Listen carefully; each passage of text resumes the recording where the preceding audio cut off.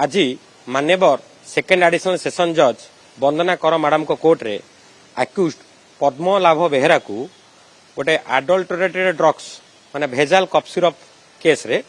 ताको मान्यवर कोर्ट आज आजीवन कारादंड देश एवं 50,000 टका जुर्माना शुणाई एवं 50,000 टका अनादाय हेले आउ वर्षे सश्रम कारादंड भोगिया पड़ो।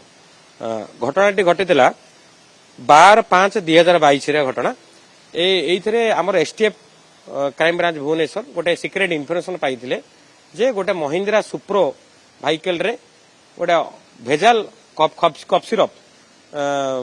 चालाण होची बरुंडा बस स्टैंड रु मंचेश्वर आडू जाउची से खबर पाई कि एसटीएफ रो सब पुलिस कर्मचारी ताकू जगी बसथिले ताकू 13 तारिख रे ताकू धइले ताठारू 160 बोतल कफ सिरप 8टा कार्टून रे थिला ए जो एक्सप cough syrup company cough syrup टी टोटाल कफ सिरप को सब जबत कले जबत करी नियरेस्ट थाना आईआईसी भरतपुर को हैंडओवर करथिले case T IIC Bharatpur case T की टेक ओवर करी केस टी को रुजु करथिले एथरे आईओ सत्यव्रत ग्रहचार्य केस रे आईओ थिले इन्वेस्टिगेटिंग ऑफिसर 7टी साक्षी और 8टी दस्तावेज को आधार करी मान्यवर सेकेंड एडिशनल सेशन जज वंदना कर मैडम आज मुदला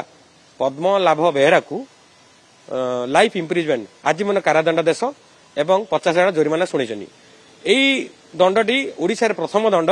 कफ सिरप माने भेजाल कफ सिरप मामला रे केबे भी ओडिशा रे लाइफ इम्प्रिजमेंट हेई नथला जोटा कि मु भाबुची आम ओडिशा को गोटे भल मेसेज जीवो जो माने भेजाल कफ सिरप करूछंती ताको गोटे माने गोटे शिक्षा जीवो जे एमिति जे भेजाल करिवो ताको लाइफ इम्प्रिजमेंट भी हेई पारे।